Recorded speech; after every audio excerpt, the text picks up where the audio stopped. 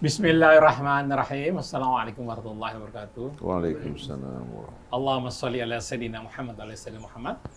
Alhamdulillah kita berjumpa lagi di pagi hari ini, pagi yang cerah tapi ada hujan rintik-rintik. Alhamdulillah. Di sini juga ada tamu kita Bapak Fadli dari Semarang, kemudian Ustaz Azali dari Citayam, dan tetangga kita Pak Rofi'i. Assalamualaikum Pak Rofi'i. Dan kameran kita ini Mas Atep, juga Hafiz yang baru saja meraih gelar sarjana sosiologi ya? Sosial, Masya Allah, selamat. Mudah-mudahan manfaat. Baik, kita jumpa lagi dalam acara Psikologi Keluarga bersama satu Altas, Ustaz Abu Bakar Warja dan Mbak Hajah Nur Nuning.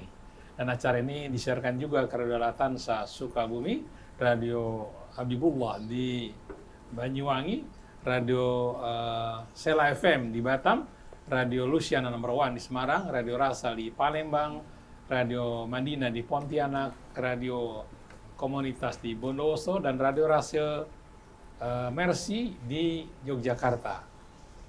Kasus yang masuk ke meja redaksi adalah tentang kegelisahan dua orang suami nih. Yang satu, suaminya ini gelisah karena diketahui ayahnya itu bukan ayah yang sebenarnya.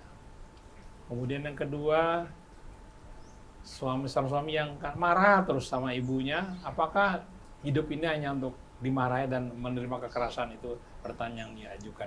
Nanti detailnya akan dibacakan oleh Mbak Hajah Nur Nuning. Assalamualaikum Ustaz Hussein, Ustaz Abu Bakar Warja, Mbak Nuning.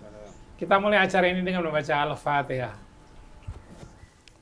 A'udzu billahi minasy syaithanir rajim. Bismillahirrahmanirrahim. Alhamdulillahi rabbil alamin. Ar-Rahmanir Rahim. Maliki yaumiddin. Iyyaka na'budu wa iyyaka nasta'in. Ihdinas siratal mustaqim.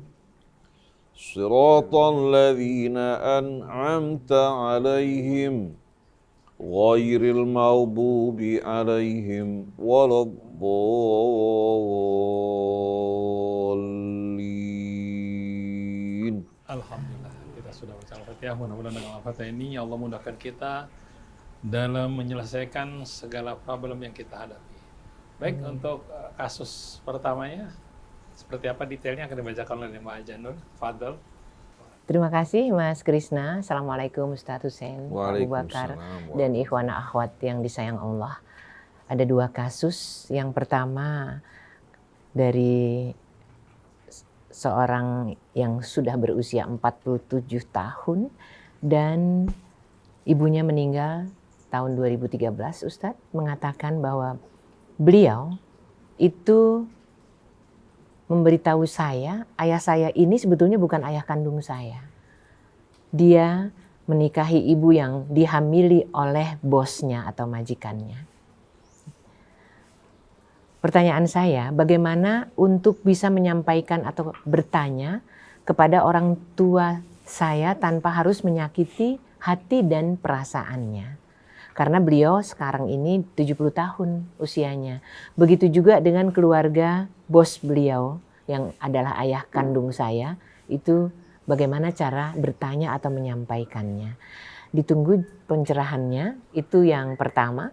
Kemudian kasus yang kedua, umurnya 25 tahun, menjadi seseorang di balik panggung sebagai seorang entertain.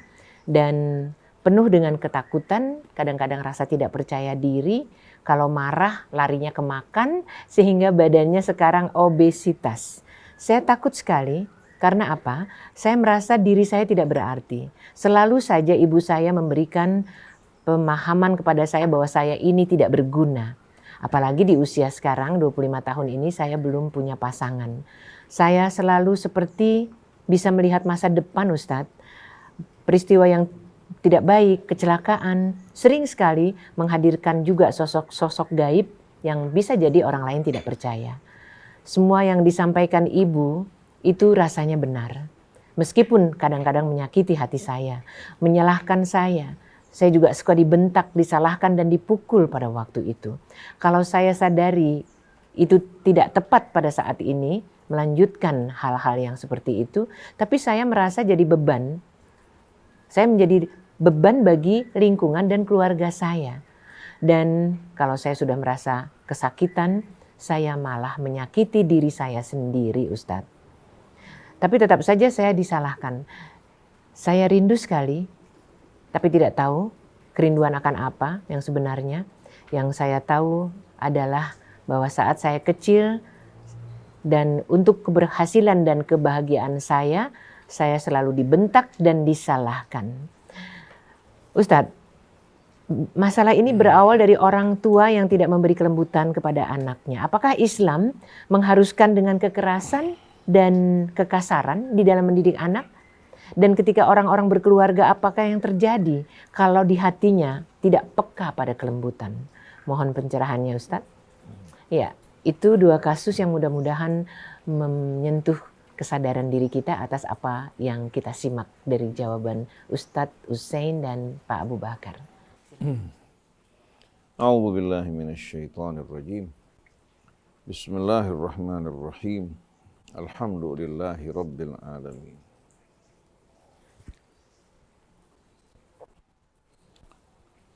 Alhamdulillahi rabbil alamin hamdan katsiran tayyiban mubarakan fih kama yuhibbu rabbuna wa yarda.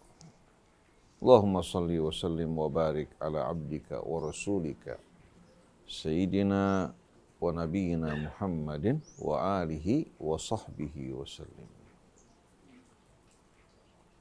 Subhanaka la ilma lana illa ma 'allamtana innaka antal alimul hakim. Wala haula wala quwwata illa billahil aliyyil azim.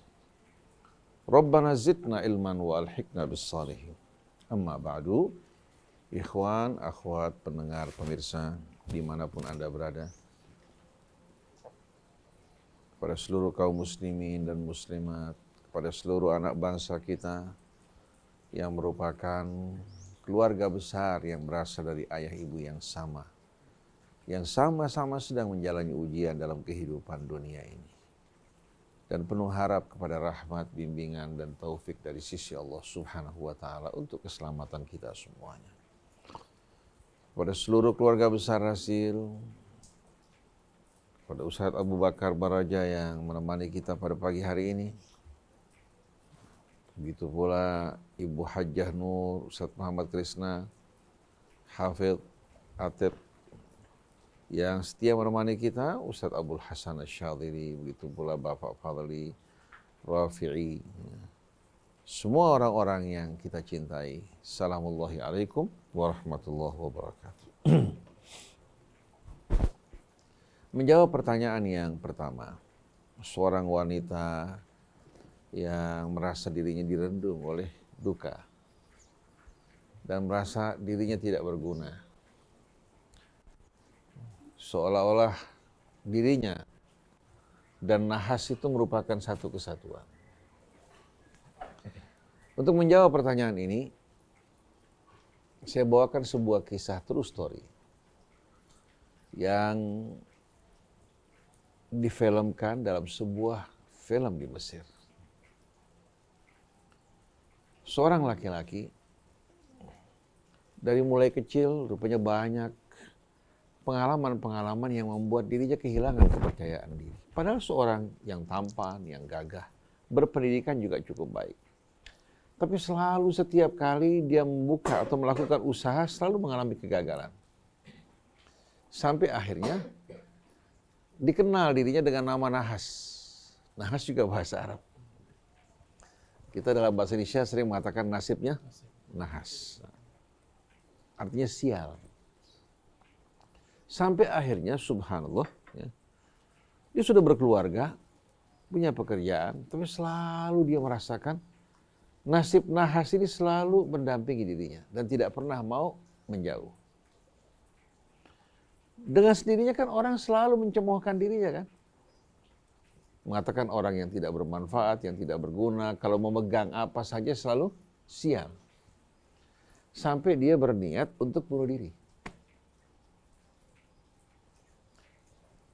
ketika satu hari ya, dia melintasi jalan kereta api, dia berharap dirinya untuk apa? Untuk binasa dan mengakhiri hidupnya dengan kecelakaan kereta api yang menabrak dirinya. Subhanallah, yang diharapkan tidak terjadi. Akhirnya dia selamat. Bertemu dengan seorang tua. Orang tua tersebut melihat orang ini ya, yang sengaja bunuh diri, dia mengatakan apa? Kenapa kamu mendahului Allah? Tahu tidak kamu? Sebentar lagi kamu akan menjadi seorang yang sukses. Menjadi pengusaha yang akan maju. Kenapa kamu berputus asa?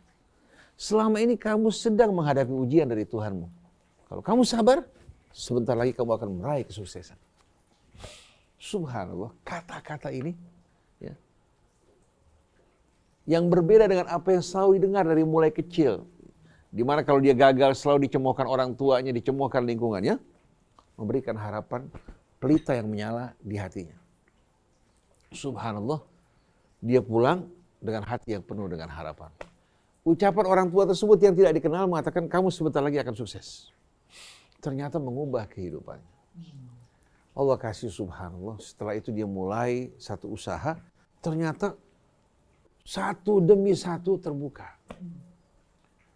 Begitu harapannya berkembang dan muncul, dia melihat kehidupan langsung berubah, yang tadinya kuning, bahkan merah menjadi hijau. Orang di sekelilingnya pun semua tanggapannya berubah. Jadi sebetulnya Allah ketika menciptakan manusia tidak pernah menetapkan seorang hidupnya nahas. Atau si fulan ya, ditetapkan hidupnya bahagia, tidak. Tapi Allah Subhanahu wa taala menciptakan manusia semua ya dengan apa? Dengan keadaan yang bersih dan baik. Walaupun bapaknya seorang kafir, seorang penjahat, anak lahir ke dunia dalam keadaan bersih. Tergantung bagaimana dia memilih jalannya. Kalau dia memilih jalan kebaikan, dia akan mendapatkan kebaikan. Tapi kalau dia memilih jalan menuju api atau jurang, dia akan terjerumus dalam api dan jurang.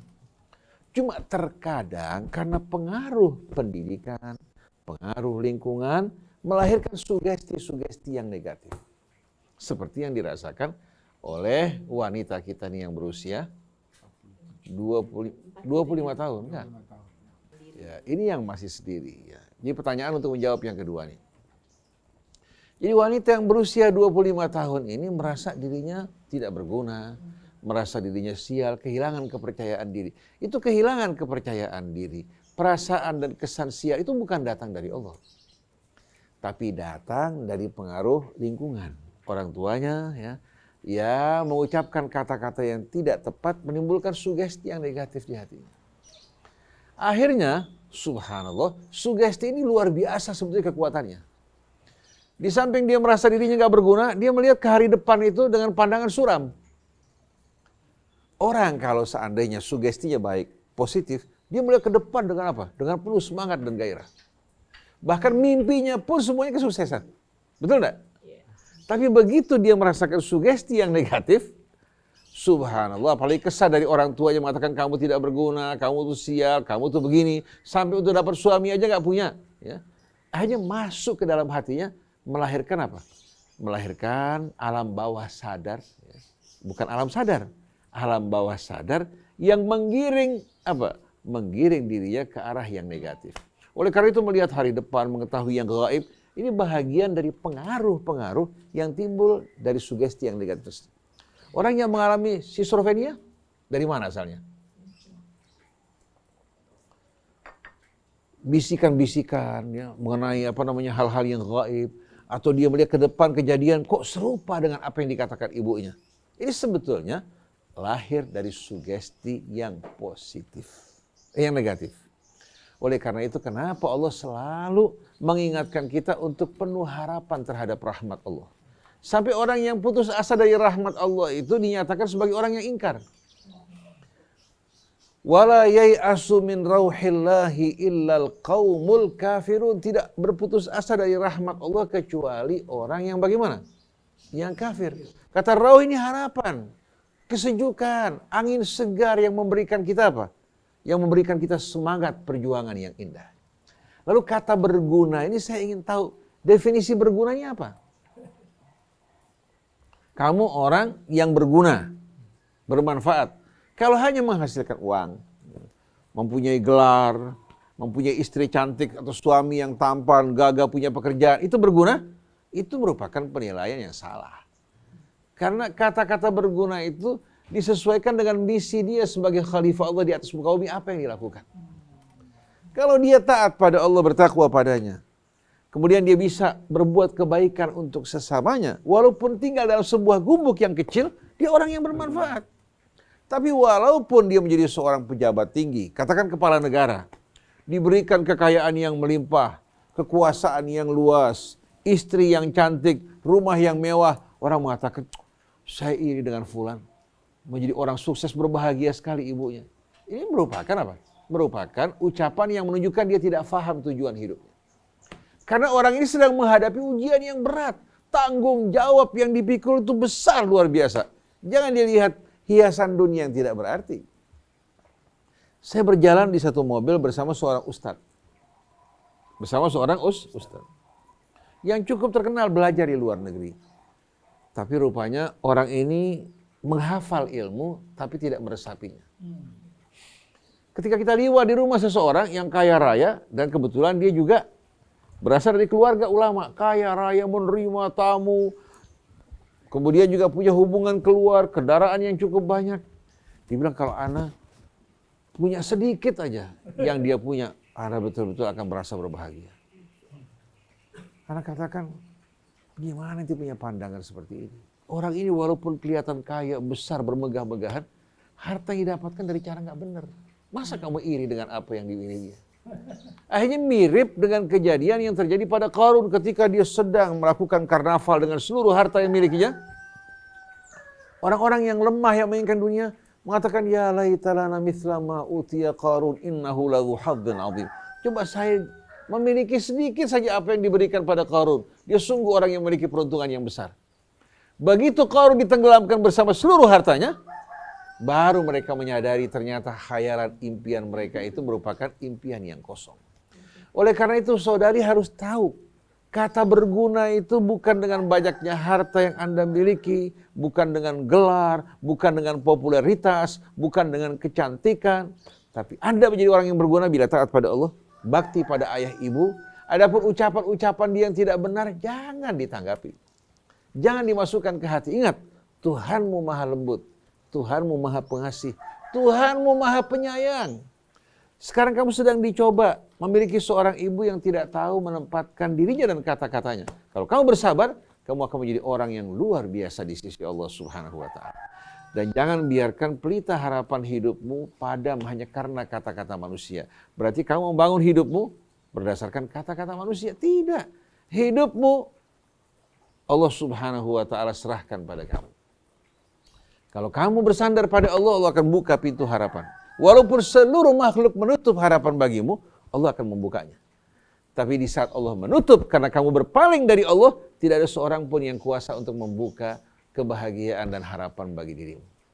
La mani alima ataita wala mu'ti alima man. Oleh karena itu ucapan-ucapan yang keluar dari mulut ibumu anggap bagikan angin lalu.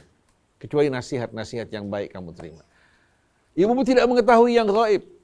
Ibumu juga lupakan perannya sebagai seorang ibu yang harusnya mendidik anaknya untuk mengingat dan menyadari tujuan hidupnya. Tapi kata sukses dan gagal diukur dengan materi. Ini kesalahan yang fatal.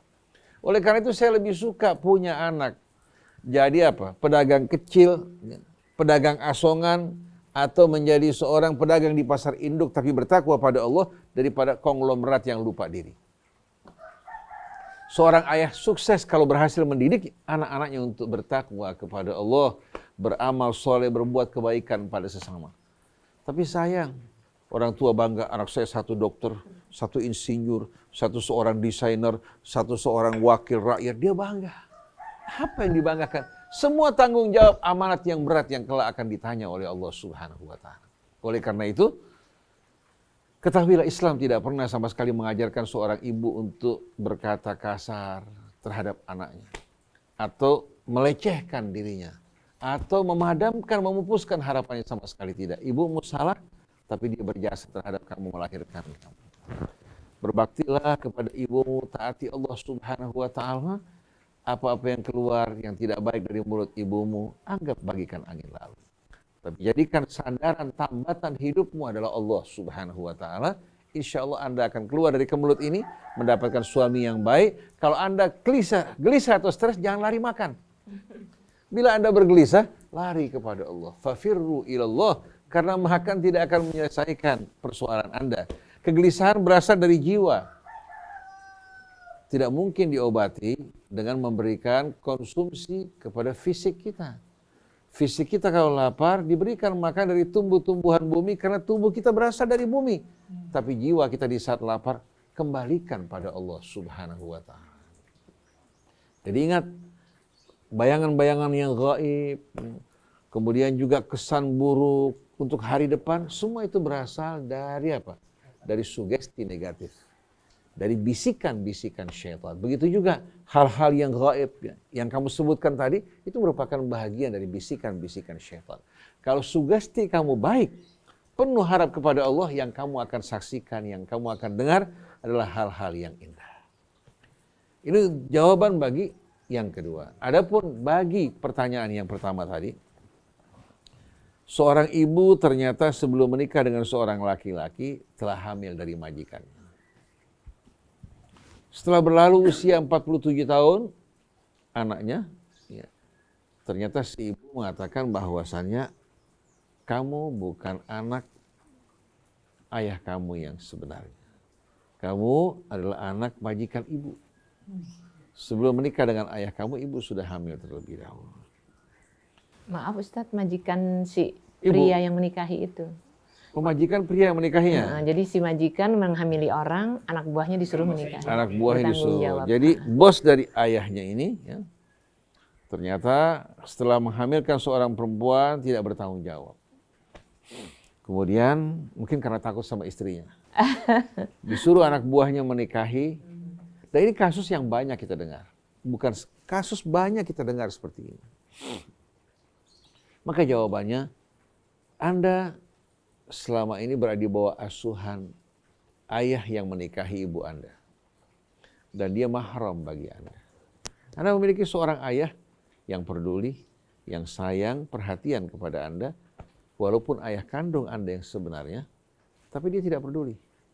Tidak memiliki tanggung jawab. Seandainya Anda membuka hal ini kepadanya, belum tentu dia akan mengakui. Mungkin dia akan menyakiti Anda karena dia telah membuang Anda pada saat Anda masih dalam kandungan. Mungkin disebabkan karena ketakutan pada istrinya. Oleh karena itu, kenapa Anda harus mengejar sesuatu yang tidak menghargai Anda, melupakan orang di sisi Anda yang menghargai Anda? Kalau Anda bertanya, akan tercipta jarak antara kamu dan ayah kamu yang merawat kamu. Ini merupakan satu hal yang tidak perlu, yang hanya akan menyakitkan kalau dibuka. Kenapa Anda tidak kubur? Serahkan nanti urusan ini sampai di hari akhir. Jadilah anak yang berbakti kepada ayah yang merawat kamu. Dia lebih utama dibandingkan ayah biologis kamu. Tapi kalau kamu membuka hal ini, mungkin akan mendengarkan jawaban yang menyakitkan. Seandainya ayah kandungmu atau ayah biologismu mengakui, mungkin juga akan membuat ayah yang merawat kamu akan merasa apa? Seolah-olah engkau akan meninggalkan dirinya. Ini menurut saya, tidak perlu Anda mengejar sesuatu yang tidak menghargai Anda. Bahkan membuang Anda pada saat kecil. Ayah yang merawat Anda, mahram Anda. Karena dia telah menikah dengan apa? Dengan ibu Anda. Dan Anda bersamanya merupakan ayah. Walaupun bukan sebagai ayah biologis, tapi dia diharamkan untuk menikahi Anda, begitu pula sebaliknya Anda haram untuk menikah dengan dirinya. Dan saya yakin keterikatan dia dengan Anda, karena dia merawat semenjak lahir, dia akan lebih cinta, lebih sayang kepada Anda daripada ayah yang membuang Anda. Oleh karena itu, hargai nikmat Allah, syukurilah. Apa yang ditutup oleh Allah tidak perlu Anda membuka kembali. Karena terkadang bisa kita membuka sesuatu yang tidak menyenangkan, menyakitkan kita, ini merupakan hal yang bagaimana? Yang hanya akan membawa kerugian buat diri kita sendiri. Oleh karena itu Allah berfirman dalam Al-Quran, La tas'alu an asya'in tubdalakum tasukum. Jangan bertanya tentang sesuatu, kalau diberitahukan kalian akan apa? Akan menderita, akan sakit hati. Selama ini Allah tutup, ibu Anda memberitahukan Anda sebenarnya tidak perlu. Tidak perlu, karena nggak ada gunanya. Tidak ada gunanya. Apalagi ayah yang merawat Anda selama ini, merawatnya dengan penuh cinta kasih. Semenjak kanak-kanak, jadi sebaiknya kita tidak mengutik-ngutik apa-apa yang tidak perlu. Serahkan urusannya nanti dan pengadilannya kepada Allah. Tapi jadilah Anda orang yang taat pada Allah. Berbakti pada ayah yang merawat Anda.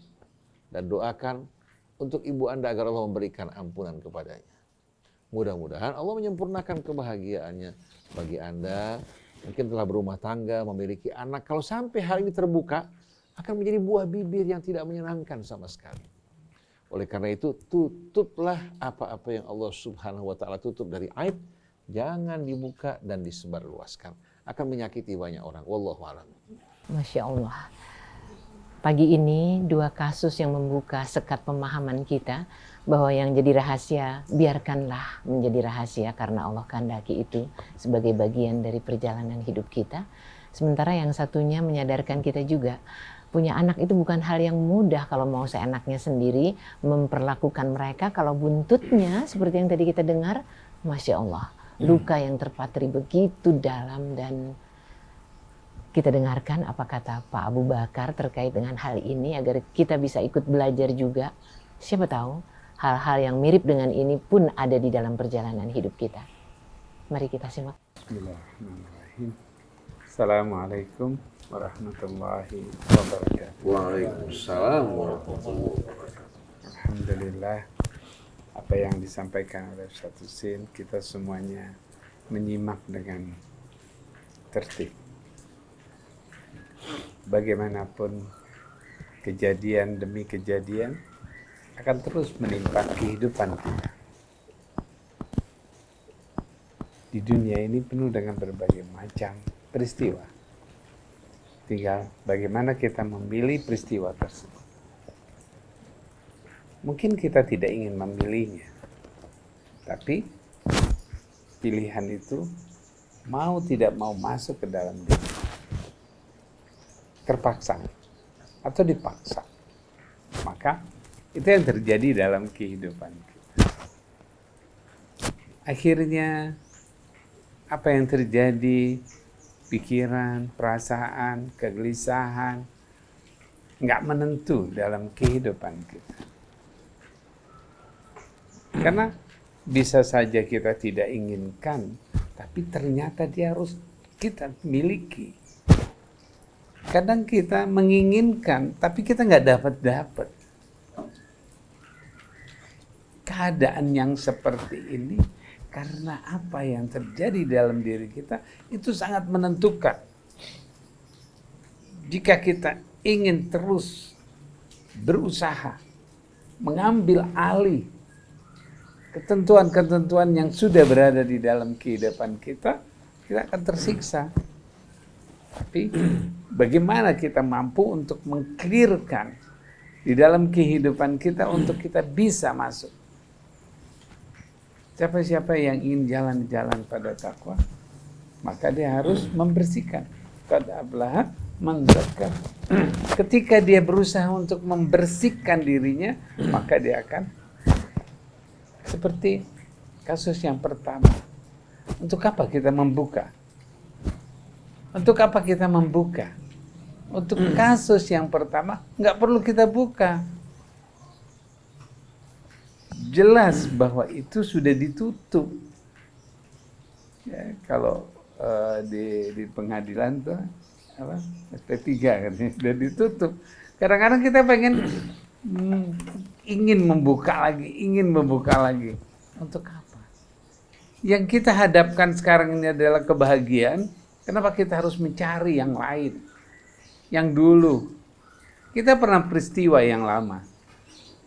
Ketika kita mengingat peristiwa yang lama, hidup kita akan mengalami tekanan.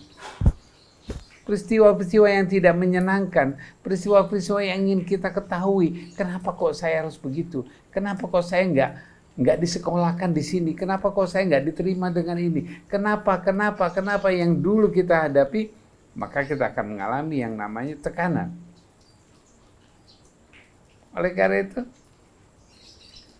pada saat kita bertanya-tanya tentang kenapa, kita lihat diri kita. Saat ini kita sedang apa? Saat ini kita lagi apa? Kita merasakan apa saat ini? Merasakan bahagia? Nikmatkan. Nikmati saja kebahagiaan itu. Saat ini kita lagi mengalami hambatan, kesusahan, berusaha untuk menghindar dan kita akan mendapatkan kebahagiaan. Pasti kalau kita berusaha menghindar dari sesuatu yang tidak menyenangkan, ketika kita hindari kegelisahan kita, kita arahkan diri kita kepada sesuatu yang menyenangkan diri kita, kita akan hilang dan kita akan mensejukkan dalam diri kita. Maka bersihkan. Bagaimana kita harus membersihkan sesuatu yang nggak perlu kita pertanyakan, nggak perlu kita bertanya dan nggak perlu kita tahu. Kalau kita tahu nyakitkan. Kalau kita ketahuin nyakitkan, kesel, maka jangan suka nanya-nanya. Bertanyalah yang kita perlukan. Bertanyalah ketika kita ingin melakukan. Bertanyalah ketika itu kita sudah siap mendengarnya. Untuk memendam kegelisahan itu nggak apa-apa. Kan memendam kegelisahan. Diklirkan, dibersihkan. Kalau kegelisahan itu dipendam, dia akan terus bereaksi. Tapi kita clearkan bahwa itu sudah bukan dirinya. Itu bukan area dirinya. Bukan lagi hak dirinya, sudah selesai. Itu haknya Allah yang nanti menentukan kehidupannya. Kenapa kok majikan saya berbuat zalim seperti itu? Itu urusannya Allah, bukan urusan kita. Kenapa kita harus mengungkit-ungkit haknya Allah? Kecuali kalau memang sudah terbuka lebar, ya masalahnya sudah terbuka. Silahkan. Tapi ketika cuma menginformasikan dari orang tua kita, ibu kita menyampaikan itu, ya di saat itulah kita hanya mendengar, kemudian kita serahkan sama yang punya. Seperti tadi dikatakan sangat bagus sekali. Fisik kita adalah dari tanah, maka kita dapatkan tumbuh-tumbuhan dari tanah. Jiwa kita Allah yang menitipkan, maka pada saat itu kita kembalikan kepada yang menitipnya. Selesai. Ketika kegelisahan itu terus-menerus berada di dalam diri kita, karena kita pegangin itu kegelisahan. Gelisahan itu kita pegangin terus, sehingga mau nggak mau gelisah itu bergerak, bereaksi. Tapi kalau kita tinggalkan, kita singkirkan, ganti dengan sesuatu yang membuat diri kita tenang, nyaman. Perhatikan apa yang ada, nikmatin apa yang kita miliki. Teruskan itu yang terjadi. Maka bersihkan. Bagaimana kita mampu membersihkan? Singkirkan, geser sesuatu yang tidak menyenangkan. Kita tinggalkan, kita ganti dengan sesuatu yang kita dapatkan. Itu yang terbaik. Jadi kita harus berani menggeser. Ketika kita mengingat, kita bilang tidak, sekarang saya sedang, apa yang kita sedang lakukan, posisi pikiran kita di sana. Rasakan ketika ini. Bukan merasakan bagaimana ya, kalau gitu kan saya seperti itu. Berarti saya nih anak, apa namanya, kalau dibilang anak haram, anak ini, anak. Berbagai macam yang terpikir oleh kita. Katakan tidak, saya saat ini ada di sini sedang menikmati sama ayah yang memelihara, yang menyejukkan kita, dia yang kasih sayang kita. Tapi kan ayah kandung saya. Nah, ketika mengatakan tapi ayah saya ini, ketika kita berpikir ya ayah saya nggak punya apa-apa, itu kan katakan tidak, inilah yang menikmati. Ya. Ketika kita ketahui bahwa kita lagi asik makan, nikmat, ya, lagi asik makan, terus kita bilang gini, harganya mahal loh. Ketika kita udah nanti kalau udah habis baru kita bilangin harganya mahal. Jangan di tengah-tengah lagi makan nih harganya mahal nih. Makanan kita sudah berpikir lain lagi. Oleh karena itu rasakan dulu, nikmatin dulu, sudah selesai, sudah kita tinggal serahkan pada Allah. Itu satu hal yang dimana jangan kita membuka sesuatu yang kita nggak perlu. Geser.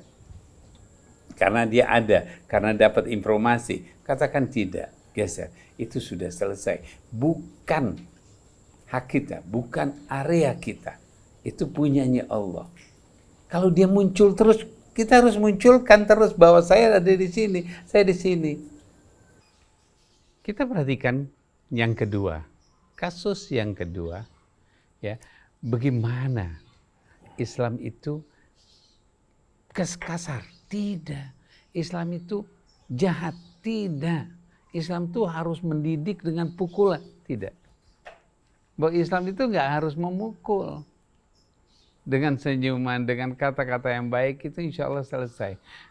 Saya mendapatkan beberapa informasi yang didapatkan bahwa ada riwayat yang menjelaskan 7-10 tahun. Ketika 10 tahun dia tidak melakukan sholat, maka harus dipukul.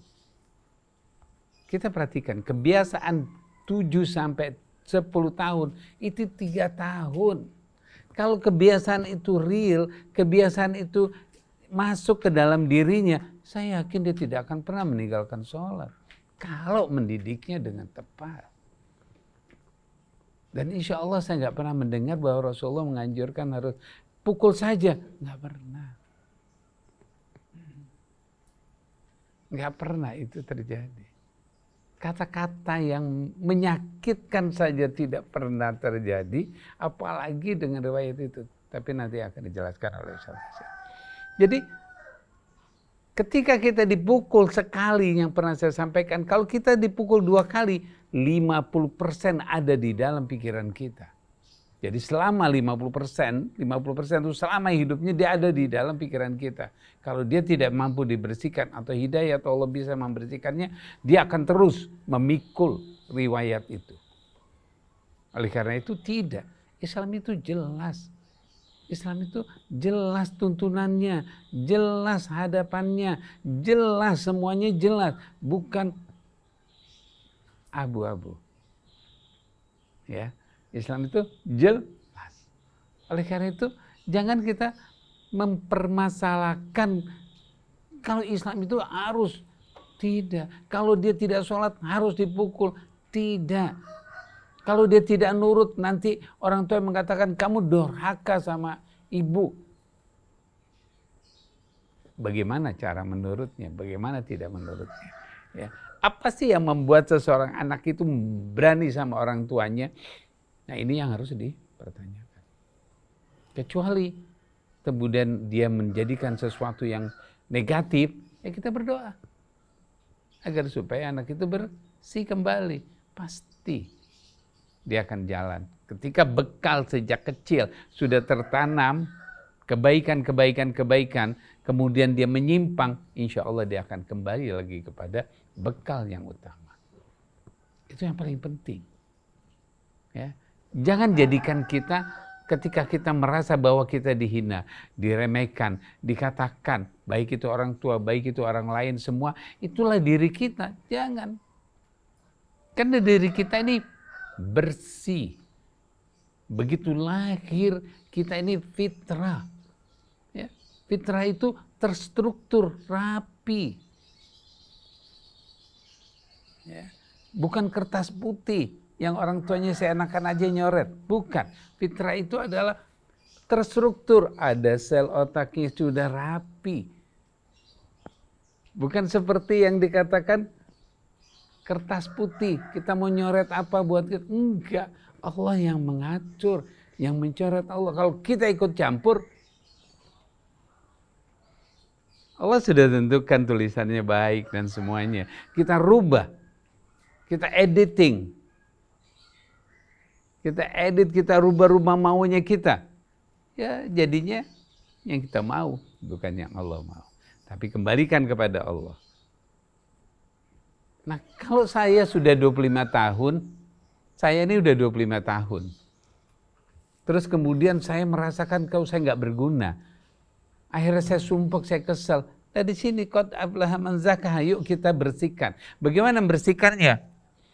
Kata-kata yang tidak berguna itu lepaskan. Kata-kata bahwa saya nggak ada artinya lepaskan.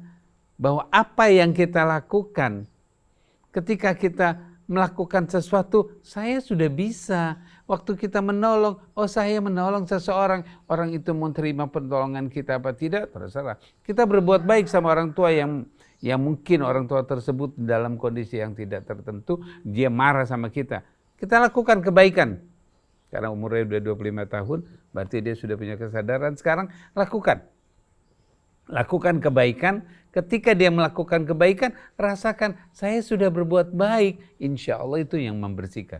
Ketika kita mampu satu kali berbuat baik, maka perbuatan baik kita itu akan terus mengalir. Ketika kita melakukan sekali berbuat baik, maka perbuatan baik itu akan terus mendatangi kita. Sama juga kalau kita berbuat yang tidak baik, dia terus akan mengejar kita. Maka ketika kita sudah mampu menikmati apa yang kita sudah lakukan, maka itu yang terjadi. Seperti apa? Narkoba yang sudah menikmati diri kita, kita akan terus mengejar. Pornografi yang selalu sudah menjadi visualisasi pikiran kita, maka kita akan kejar terus. Kalau kita terbiasa membaca Quran, maka visualisasi kita berada di dalam pikiran kita Al-Quran. Maka kita jalan juga, bayangan kita adalah di Al-Quran. Ayat-ayat Al-Quran yang terus terbayang sama kita. Karena kita baca. Tapi kalau kita bacanya, kita baca, Bismillahirrahmanirrahim, mata kita kemana-mana. Yang masuk yang kemana? Pikiran kita kemana-mana, yang masuk adalah yang kemana-mana. Oleh karena itu bersihkan. Waktu kita baca, benar-benar kita lihat hurufnya per huruf. Itulah menjadi visualisasi kita. Ya, seperti kita nonton, sampai itu selesai nonton, bayangan film, bayangan orang tersebut muncul dalam pikiran kita. Oleh karena itu kembalikan kepada bersihkan dengan melakukan perbuatan baik, melakukan visualisasi yang baik, mendengarkan kata-kata yang baik. Ketika ada yang nggak baik, beralih kita cari, dengarkan sesuatu yang baik, melihat yang baik. Insya Allah itu yang bisa membersihkan diri kita. Dan kita nggak sakit hati sama orang tua yang mengatakan hal yang nggak baik pada kita.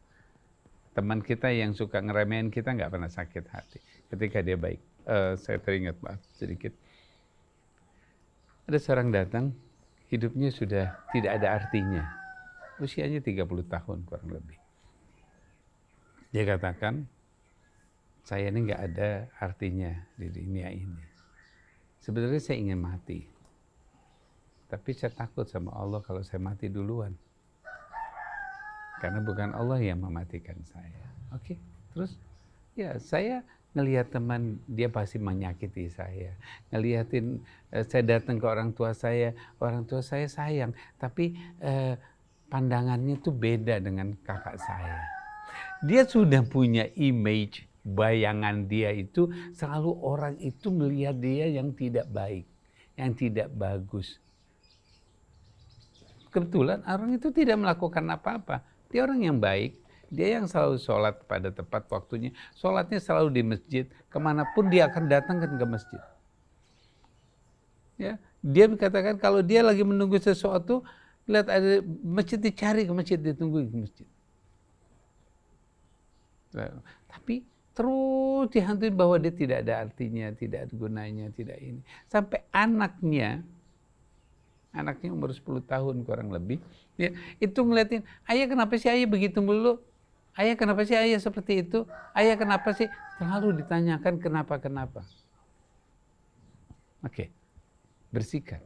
Coba kamu perhatikan, apa yang kamu sudah lakukan berbuat baik. Kamu sudah pernah memberikan sesuatu pada anakmu?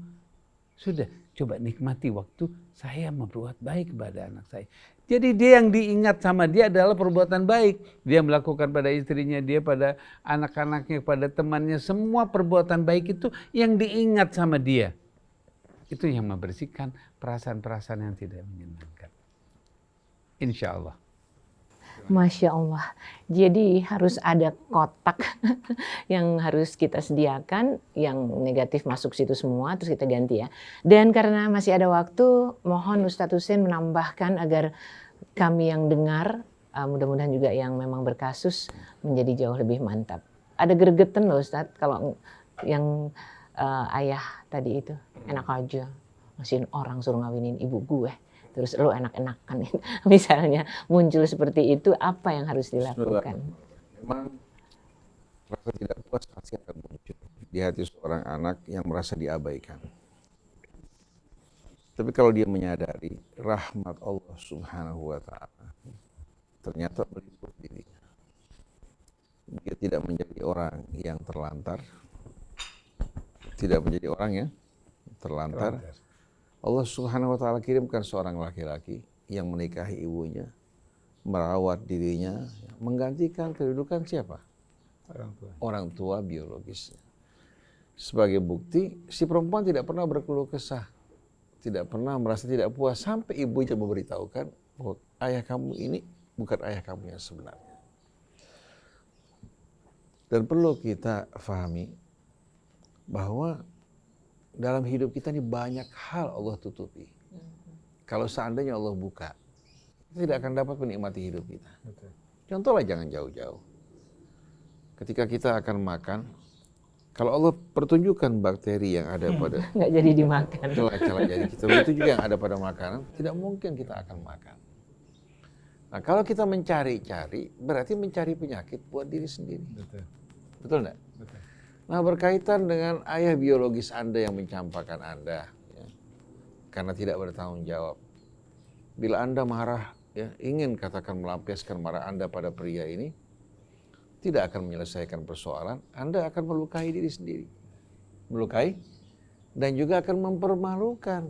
Karena pasti hal ini akan terkuat. Nah, padahal Allah telah menutupi hal yang buruk. Oleh karena itu ada satu ucapan, lau takasyaftum la tadafantum. Kalau kalian buka-bukaan, kalian akan saling mengubur diri kalian karena malu. Oleh karena itu Allah diantara namanya Sattar yang suka menutupi hal yang buruk. Sattar ya. Allah Subhanahu wa Ta'ala berfirman dalam surat An-Nisa, la yuhibbullahu al-jahra bis-su'i minal qawli illa man zulim. Allah paling enggak suka orang yang suka nampakkan hal-hal yang buruk. Kecuali kalau dia dianiaya, dizalimi, dia boleh mengadu kepada yang berwenang. Tapi kalau tidak, apa gunanya membicarakan, melihat, atau mendengarkan yang buruk? Kafa bil mar'i ithman an tuhadditsan nas bi kulli ma ta'lam. Cukup bagi seorang melakukan dosa kalau dia membicarakan semua yang dia tahu. Betul enggak? Kalau seorang perempuan selalu ingin tahu apa yang di handphone suaminya, kira-kira hidup tenang apa enggak? Menderita. Doakan suami Anda, mohon agar Allah melindungi suami dari tipu daya syaitan. Itu akan lebih aman buat Anda. Tapi kalau sebentar-bentar buka telepon, walaupun tidak ada rahasia, suami akan merasa dirinya apa? Akan merasa dia tidak dipercaya. Akhirnya perempuan kalau tidak mempercayai suaminya, suami akan mengerjakan apa-apa yang diperbuat oleh istrinya. Tapi ada seorang wanita, setiap suaminya pergi, saya pasrahkan kamu pada Allah. Saya percaya pada kamu. Semoga Allah melindungi kamu. Berangkat kembali ke rumah dalam keadaan sehat. Dan Allah berikan peruntungan untuk usaha kamu. Laki-laki yang diberikan kepercayaan akan apa? Akan malu melakukan perbuatan yang tidak-tidak. Anak juga demikian. Ibu percaya pada kamu, kamu tidak akan melakukan perbuatan yang tidak-tidak. Itu subhanallah, kepercayaan ini akan menjadi tanggung jawab. Tapi kalau ibu tidak percaya sama kamu, walaupun kamu sumpah, walaupun kamu ini anak tidak berguna sama sekali, itu akan membuat si anak akhirnya apa? Karena merasa tidak diberikan kepercayaan, akan hilang rasa hormatnya terhadap dirinya, kemudian terhadap ibunya yang menghilangkan rasa percaya dirinya. Oleh karena itu, kita ini banyak tanpa kita sadari melukai diri sendiri. Merusak orang-orang yang kita cintai. Termasuk juga merusak hati kita dengan perbuatan kita. Seperti yang Allah katakan, wa ma asabakum min musibatin fa bima kasabat aydikum. musibah apa saja yang menimpa kamu adalah hasil ulah perbuatan kamu. Kita pada masa-masa kira-kira 40 tahun yang lampau, kita beranggapan bahwa apa? Menggunakan kekerasan, pukulan, itu merupakan cara yang terbaik mendidik anak. Tapi ada yang berhasil, Ustaz. Kekerasan anaknya sukses, ada juga. Keberhasilan yang semu. Si anak nanti akan melakukan hal yang sama pada anaknya. Betul enggak? Sebagaimana dia dipukul, seperti orang tua membuka gespernya, dia pukul anaknya pakai kepala gesper. Lalu dibilang, dulu anak punya abah begini. Dianggap perbuatan ini benar. Nah, kalau seandainya benar, pernah tidak Rasulullah melakukan pada anaknya, pada keluarganya? Jangankan memukul, berbahasa yang kasar tidak pernah. Anas bin Malik bekerja bersama Rasul dari mulai kanak-kanak, tidak pernah Rasulullah memarahinya, bahkan mengatakan kenapa kamu begini, kenapa kamu tidak begini. Tapi memberikan contoh yang baik. Sudah Abu Bakar katakan, jangan teh sudah pekat ditambahkan lagi kepekatannya. Mestinya ditambahkan air putih, biar apa? Kepekatannya hilang kan? Jadi kalau orang tua memberikan contoh yang baik, kata-kata yang baik, itu akan menjadi idola, tauladan bagi seorang anak. Karena yang pertama dicontoh oleh anak-anak, orang tuanya. Begitu kehilangan kepercayaan pada orang tuanya, dia akan cari teman-teman yang menjadi contoh buat dirinya. Oleh karena itu, mulai dari diri kita. Kemudian sering kita mendengarkan hadis muru auladakum bis salati li sab'in. Perintahkan anak kalian salat umur 7 tahun. Wadribuhum 'alaiha li 10. Pukul mereka kalau mereka meninggalkan salat pada usia 10 tahun. Hadis ini apakah benar, cocok dengan pengamalan Rasul atau para sahabat? Tidak.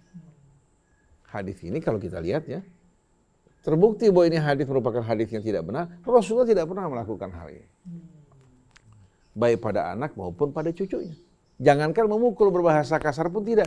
Seperti Abu Bakar katakan, kalau orang tua bersikap baik memberikan contoh pada anak, asal anak tersebut diberikan makan yang halal, ya, bukan makanan yang haram, ya, mendapatkan contoh yang baik, insya Allah itu anak akan ikut.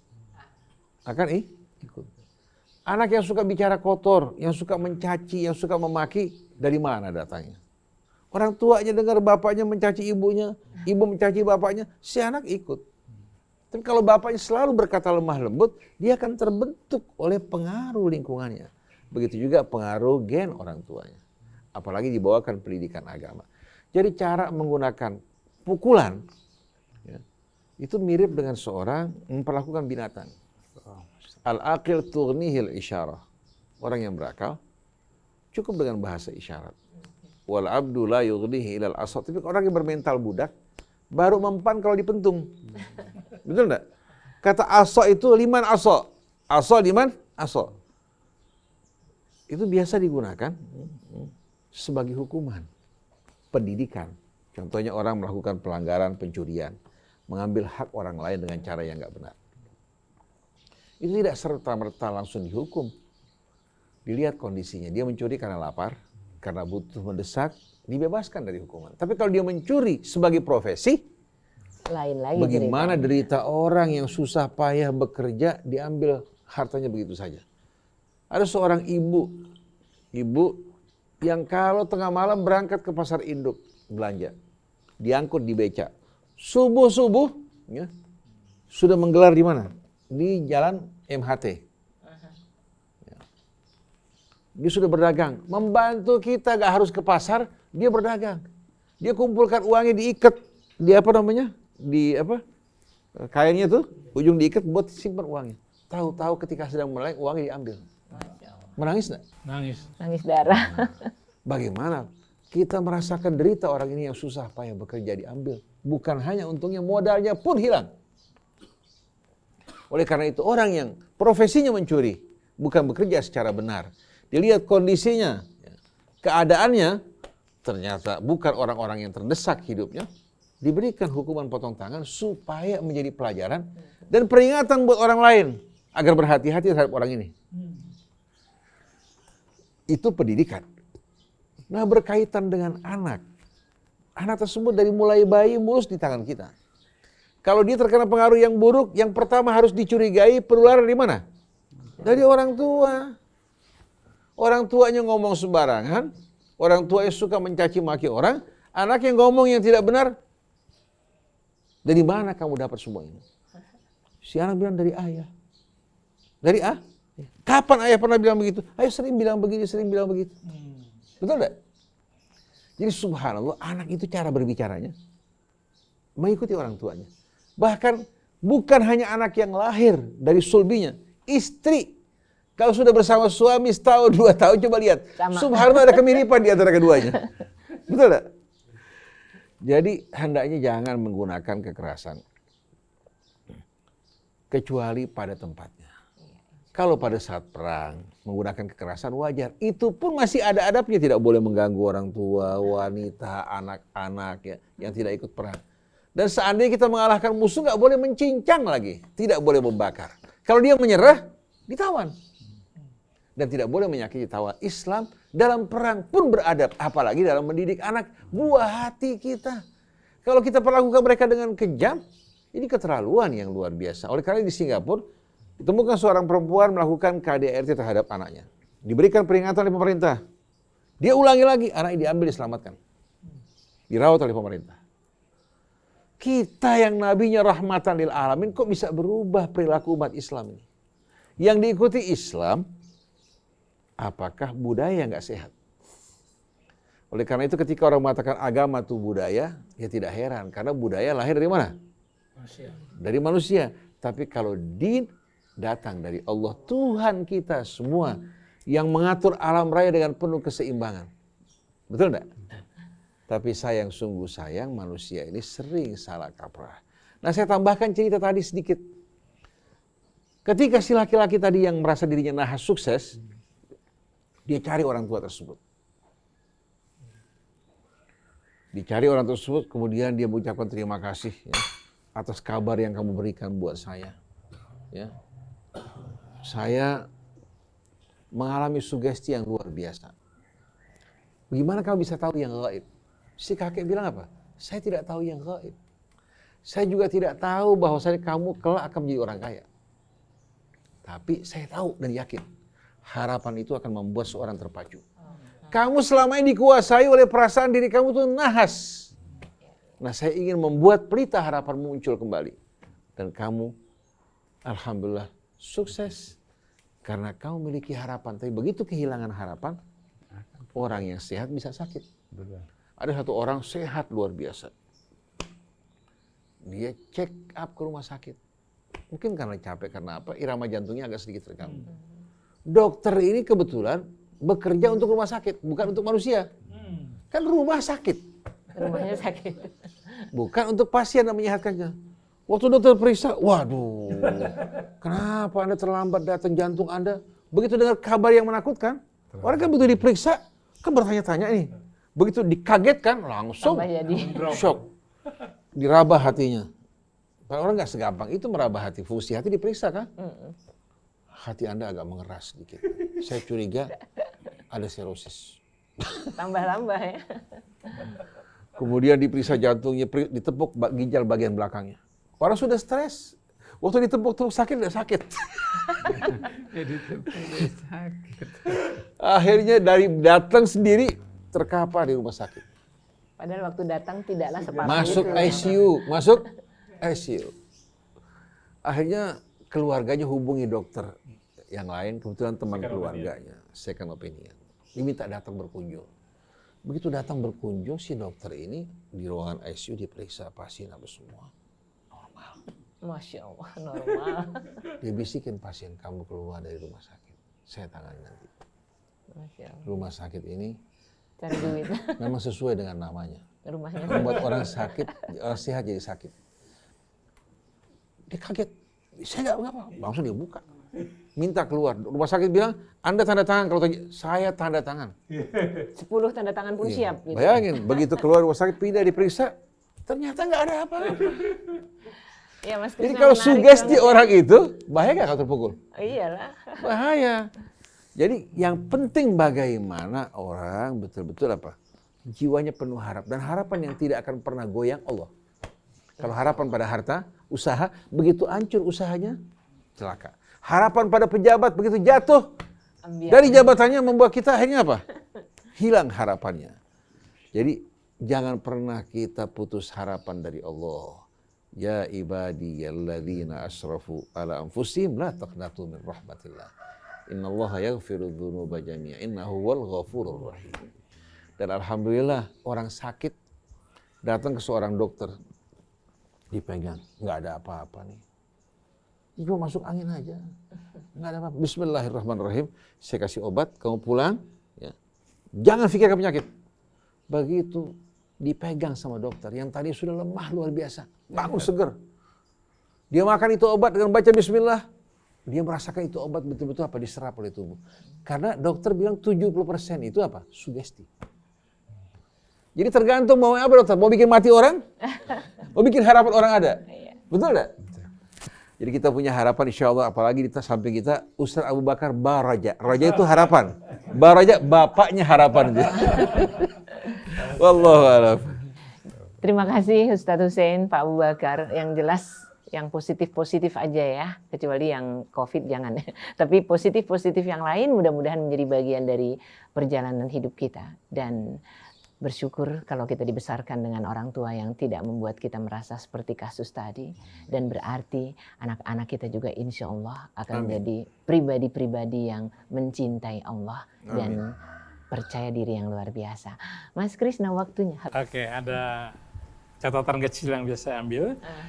Jangan mencari tahu yang kalau dikasih tahu Anda akan sakit hati. Tutuplah apa-apa yang Allah tutup dari aib Anda.